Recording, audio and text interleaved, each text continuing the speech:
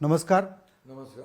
आपण आज मतदानाच्या शेवटच्या दिवसाकडे आलेलो आहे आणि आपल्यासोबत आहेत मुख्यमंत्री एकनाथजी शिंदे. महाराष्ट्र शिंदेसाहेब साम टीव्हीच्या प्रेक्षकांच्या वतीनं मी आपलं स्वागत करतो. निवडणुकीचा शेवटचा दिवस आहे प्रचाराचा आज आणि महाराष्ट्र अख्खा तुम्ही पिंजून काढलाय. लोकसभा निवडणुकीला सुद्धा तुम्ही महाराष्ट्राच्या कानाकोपऱ्यात फिरला होतात. तो निकाल आणि येऊ घातलेला निकाल यांच्यामध्ये काय नेमका असा बदल तुम्हाला दिसला? खूप फरक आहे. वातावरण आणि लोकांमध्ये जे परसेप्शन आहे सरकारच्या बद्दल खूप चांगलं आहे आणि मलाही समाधान आहे की 2-2.25 वर्षामध्ये आम्ही जे कल्याणकारी योजना केल्यात, विकासाच्या प्रकल्पांना आम्ही चालना दिली, केंद्राने आम्हाला मदत केली आणि अनेक उद्योग आमच्याकडे आले. आज महाविकास आघाडीने 2.5 वर्षात जे सगळ्या कामामध्ये स्पीड ब्रेकर टाकला होता, कोस्टलमध्ये, अटल सेतूमध्ये, मेट्रोमध्ये, कारशेडमध्ये, समृद्धीमध्ये, जलयुक्त शिवार योजनामध्ये, मराठवाडा वॉटर ग्रीडमध्ये सिंचनाचे प्रकल्प अनेक थांबवले होते. ते आम्ही सुरू करू शकलो. त्यात सगळ्यांना दिसत आहेत, त्याचा लाभ लोक घेत आहेत आणि कल्याणकारी योजना आम्ही केल्या. आतापर्यंत कधी एवढ्या योजना झाल्या नव्हत्या, त्या आम्ही 2-2.25 वर्षात केल्या. याचं आम्हाला समाधान आहे. शिंदेसाहेब, लाडकी बहीण योजनेची चर्चा महाराष्ट्राच्या प्रत्येक गावांमध्ये झाली. तुम्ही ज्यावेळी योजना नियोजित केली, प्लॅन केली आणि अंमलबजावणीला सुरुवात केली त्यावेळी तुम्हाला एवढं या स्वरूपाचं अपेक्षित होतं का? आम्ही खरं म्हणजे ही योजना पॉप्युलर व्हावी, आम्हाला सरकारला उदो करावा असं आणि निवडणुका आहेत डोळ्यासमोर ठेवून आम्ही ही योजना केलेली नाही. पहिली गोष्ट, तुम्हाला तर विरोधक तर टीका करतील, परंतु आम्ही लेक लाडकी लखपती केलं, ती योजना केली. त्यानंतर बचत गटाला आम्ही ताकद दिली. आम्ही मुख्यमंत्री स्वयंरोजगारमधून बचत गटाला फूड ट्रक दिले आणि त्याबरोबर STमध्ये 50% सवलत दिली महिलांसाठी खास करून. आणि हे करत करत करत करत मुलींचं शिक्षण आलं. त्यानंतर आपले लाडकी बहीण योजना आली. हे आम्ही मुलींना, महिलांना एक आत्मसन्मान, आत्मनिर्भर, स्वतःचं त्यांचं काहीतरी हक्काचं असलं पाहिजे. त्यांना प्रत्येक गोष्टीला हात पसरायची गरज नसावी. कारण शेवटी गरिबी मी पण पाहिली आहे. मी शेतकऱ्याचा मुलगा आहे आणि माझी आई पण कसं काटकसर करायची, कसं घर चालवायचे मी पाहिलं आहे. कसे पैसे दुधाच्यासाठी, रेशनसाठी, लाईट बिलसाठी, हे सगळं नियोजन. माझी पत्नी पण काय त्यातून सुटलेली नाही. हे मी पाहिलं डोळ्याने.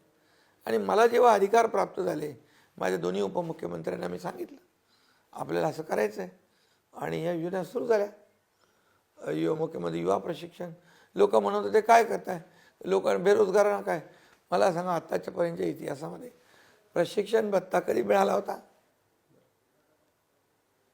महिलांना आर्थिक स्वातंत्र्य देण्याचं काम केलं आम्ही. स्वतःच्या खात्यात पैसे त्यांचे जात आहेत, कधी काही ते स्वतःसाठी घेऊ शकतात. आम्ही कधी एवढा विचार केला की सरकार म्हणून आपली जबाबदारी आहे आणि आपल्या सरकारच्या माध्यमातून सर्वसामान्य कुटुंबांना काही ना काही आधार मिळाला पाहिजे. हा 1500 रुपये म्हणतात, काय देत आहे, भीक देत आहे का, विकत घेत आहे का, लाच देत आहे का, असं म्हणून झाले. कोर्टात गेले बंद करायला. आता पुन्हा तेच सांगतात आम्ही देतो. आम्हाला म्हणाले कुठून पैसे आणणार. आता तुम्ही कुठून पैसे आणणार? आम्ही तर त्याचं नियोजन केलं आहे. आम्ही कुठलंही गाईडलाईन व्हायलेशन केली नाही. कुठलंही आम्ही केंद्राची गाईडलाईन फॉलो केली, RBIच्या गाईडलाईन फॉलो केल्यात. आम्ही GDPच्या 25%च्या आत 17-18% आहोत. FRBMच्या 3%च्या आतमध्ये आहोत. कुठलाही नियम आम्ही न मोडता पूर्ण पैशाचं नियोजन केलं आहे. शिंदेसाहेब, हाच महाराष्ट्र लोकसभा निवडणुकीच्या आधी सुद्धा अस्तित्वात होता. मग त्याच्यात आणि मग निकालामध्ये आता हे फेक नॅरेटिव्ह लोकसभेत घाबरवलं लोकांना. मुसलमानांना घाबरवलं, ख्रिश्चनांना घाबरवलं, आदिवासींना घाबरवलं, दलितांना घाबरवलं. संविधान बदलणार, तुमचं आरक्षण जाणार. त्याचा काउंटर तुम्ही यावेळी काय असा नियोजन? ही निवडणूक आरक्षणाची नाही आहे. ही निवडणूक संविधान बदलण्याची नाही आहे. ही निवडणूक आहे स्थानिक मुद्द्याची. ही निवडणूक आहे विकासाची. आम्ही डेव्हलपमेंटचा अजेंडा घेऊन चाललो आहे. विकास आणि विकास. त्यामुळे लोकांना ते आवडतं आहे. आणि त्यामुळे लोकांनी ठरवलं आहे. विकासाच्या मुद्द्यावर तुम्ही इन्फ्रास्ट्रक्चर प्रोजेक्टबद्दल वारंवार बोलता. गेल्या 2.5 वर्षांमध्ये सर्वाधिक काळ त्या विषयावर पण बोललेला आहेत. पण आता निवडणुकीच्या काळामध्ये, विशेषतः विधानसभा निवडणुकीच्या काळामध्ये विरोधक वारंवार हा आरोप करतात की इन्फ्रास्ट्रक्चरच्या प्रोजेक्ट्सचा ज्यावेळी संदर्भ येतो त्यावेळी या राज्यामध्ये या काळामध्ये भ्रष्टाचार वाढला. तुमचा त्याला काय काउंटर आहे? विरोधकांना काय मुद्दा आहे? हेच प्रकल्प विरोधकांनी बंद पाडले होते, ते आम्ही सुरू केले. आज त्याचा फायदा घेत आहेत. कोस्टल जाता तुम्ही, अटल सेतू फायदा घेता. मेट्रो 3 चालू आहे, 10-12 लाख लोक प्रवास करतात. कारशेड सुरू झालं, जलयुक्त शिवार सुरू झालं, समृद्धी हायवे सुरू झाला. काय त्यांच्याकडे मुद्देच नाहीत. एक तरी काम दाखवा. 2.5 वर्षात आम्ही आमचं काम दाखवतो, तुम्ही तुमचं 2.5 वर्षाचं काम दाखवा. काय सांगणार तुम्ही? ह्याला स्टे दिला, ह्याला स्टे दिला, हे बंद पाडलं, त्याला स्पीड ब्रेकर घातला. सांगणार काय? आम्ही सांगू हे केलं आम्ही, होऊ द्या, दूध का दूध, पाणी का पाणी. टीका करायला काय? आरोप विरोधकांना दुसरं काय आहे? त्यांच्याकडे मुद्देच नाही आहेत आरोपाशिवाय. आम्ही काम करतोय आणि लोकांना काम आवडतंय. आम्ही लोकांना भेटतोय, ॲक्सेसेबल आहोत. आम्ही घरात बसत नाही, आम्ही फील्डवर काम करतो. 24/7 लोकांना भेटतो. हा फरक आहे. लोकांमध्ये जातो. आता घरी बसून काय सरकार चालतं? राज्य चालतं? महाराष्ट्राच्या या निवडणुकीच्या काळामध्ये विशेषतः राष्ट्रवादी काँग्रेस पक्ष, शरदचंद्र पवार पक्षाच्या शरद पवारांनी सुद्धा तुमच्यावर टीका टाळली आणि तुम्ही सुद्धा कधीही पवारांवर टीका केली नाही. मी कशाला टीका करू? मी कोणावर टीका नाही करत. जो माझ्यावर टीका करतो त्याला मी उत्तर देतो.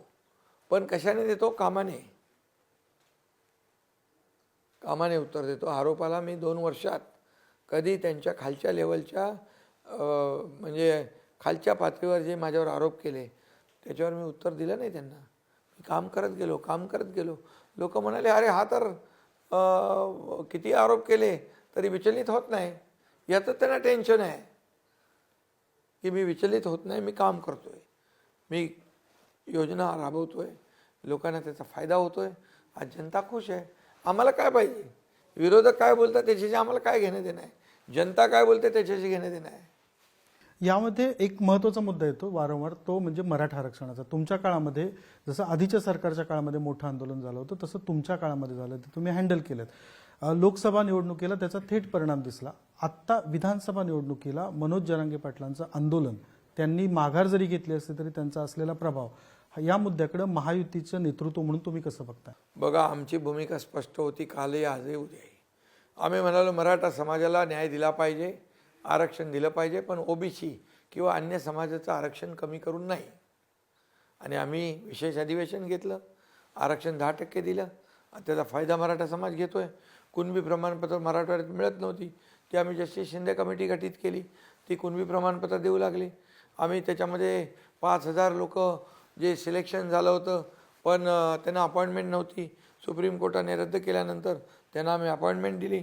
देवेंद्रजींनी आरक्षण दिलं होतं, हायकोर्टात टिकवलं होतं, सुप्रीम कोर्टात सरकार बदलल्यानंतर टिकवू शकले नाही, त्यांचं अपयश आहे ते. आणि सुप्रीम कोर्टाने सांगितलं या मराठा समाजाला सोशली आणि एज्युकेशनली बॅकवर्डनेस प्रूव्ह करा. ते आम्ही मागासवर्ग आयोगाचं पुनर्गठन केलं आणि तो इम्पिरिकल डेटा कलेक्ट केला आणि मराठा समाज सोशली एज्युकेशनली बॅकवर्ड आहे आम्ही प्रूव्ह केलं आणि त्याच्या आधारे 10% दिलं. ज्यांनी द्यायला पाहिजे होतं त्यांनी आतापर्यंत फक्त मराठा समाजाचा वापर केला आणि त्यांना वंचित ठेवलं. मराठा समाजाला माझं कळकळीचं आव्हान आहे की तुम्ही देणारे कोण आहेत आणि फक्त तुमच्या मतांवर राजकारण करणारे कोण आहेत, याचा थोडासा आपण विचार केला पाहिजे. येत्या काळामध्ये तुम्ही असं गृहीत धरा की समजा तुमचं सरकार आहे तर मराठा समाजाची जी सातत्यानं मागणी आहे, विशेषतः मनोज जरांगेंची, की आम्हाला ओबीसीतूनच आरक्षण दिलं पाहिजे, त्या मागणीच्या दृष्टीनं तुम्ही नाही, कसा बघा, विचार करता? कायद्यामध्ये बसणारं आणि कायद्याच्या आधारावर टिकणारं आरक्षण मिळालं पाहिजे आणि मराठा समाजाला न्याय मिळाला पाहिजे, ही भूमिका आमची आहे. पण त्यामुळे इतर समाजावर अन्याय करण्याची आवश्यकता नाही. या मराठा समाजाचा ज्यावेळी प्रश्न येतो त्यावेळी वारंवार त्याच्यात शेतीचा प्रश्न येतो. लोकसभा निवडणुकीच्या वेळी कांद्याच्या दराचा खूप मोठा गाजावाजा झाला आणि त्याचा परिणाम झाला. आणि आत्ता सोयाबीनच्या दराची चर्चा होते की सोयाबीनचे दर कोसळलेले आहेत, गेल्या 10 वर्षातल्या निच्चांकी पातळीवर आलेत. तर हे सोयाबीनचं आम्ही सांगतो हेक्टरी 5,000 रुपये सोयाबीन कापूस आम्ही देण्याचा निर्णय घेतला, वाटपी सुरू आहे. मी आजच पियुष गोयल साहेबांना सांगितलं की सोयाबीनच्या बाबतीमध्ये आपल्याला निर्णय घ्यावा लागेल आणि सोयाबीनचं MSP देण्याचा निर्णय झाला 4,892 रुपये. 15% मॉइश्चर असेल तरी ते विकत घेतलं जाईल. 1 किलो जरी असेल सोयाबीन तरी विकत घेतलं जाईल. केंद्र जेवढी पण काढायची आहेत तेवढ्या सूचना करा म्हणा राज्यांनी आणि ते तयार आहेत. कापसाबद्दल पण त्यांनी सांगितलं की कापसाला पण MSPचा दर देऊ आणि कापूस पण CCI विकत घेईल जेवढा असेल तेवढा. पण त्यासाठी निवडणुकीच्या जसं लोकसभेच्या वेळी घडलं की हे सगळे निर्णय तुम्ही घेतलेत, क्विकली घेतलेत, पण त्याला उशीर होत गेला होता. तोच भाग आता तुम्हाला मराठवाड्याच्या पट्ट्यामध्ये, नाशिकच्या पट्ट्यामध्ये, इव्हन पश्चिम महाराष्ट्रात सोयाबीनच्या पट्ट्यात जाणवतोय का?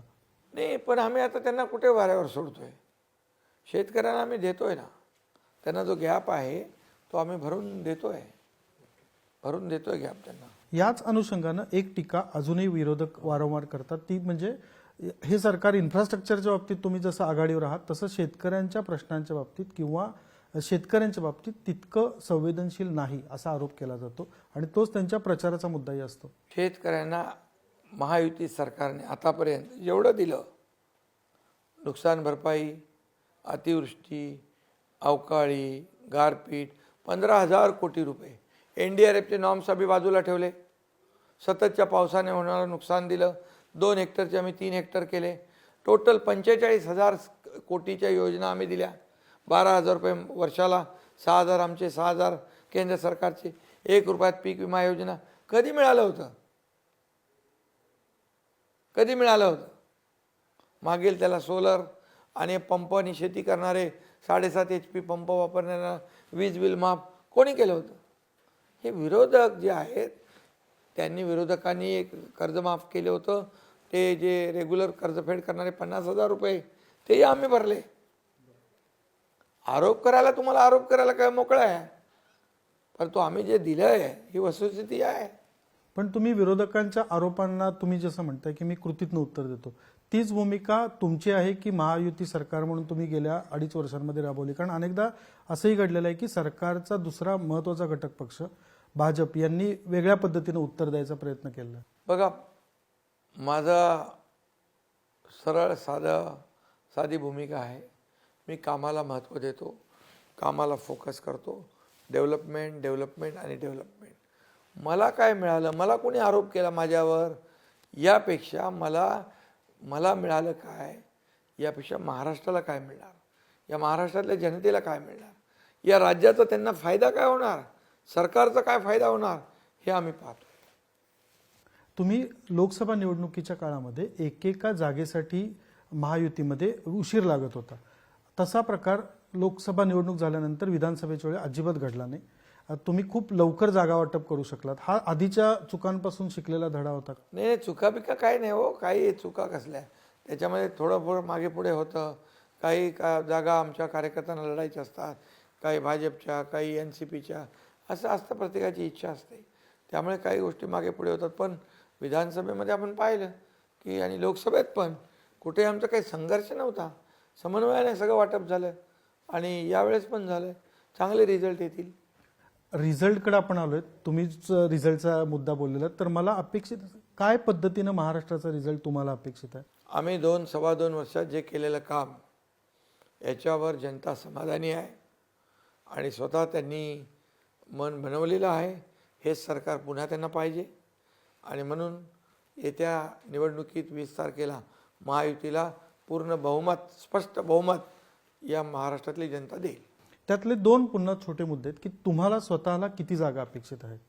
मला किती जागा, BJPला किती जागा, NCPला किती जागा, यापेक्षा आमच्या टोटल महायुतीला किती जागा मिळणार हे आम्ही टार्गेट केलेलं आहे. हे आमचं फोकस आहे आणि म्हणून जे 2-2.25 वर्षात आम्ही काम केलं याच्याबद्दल मी समाधानी आहे आणि जनता समाधानी आहे. शेवटी जनता समाधानी असेल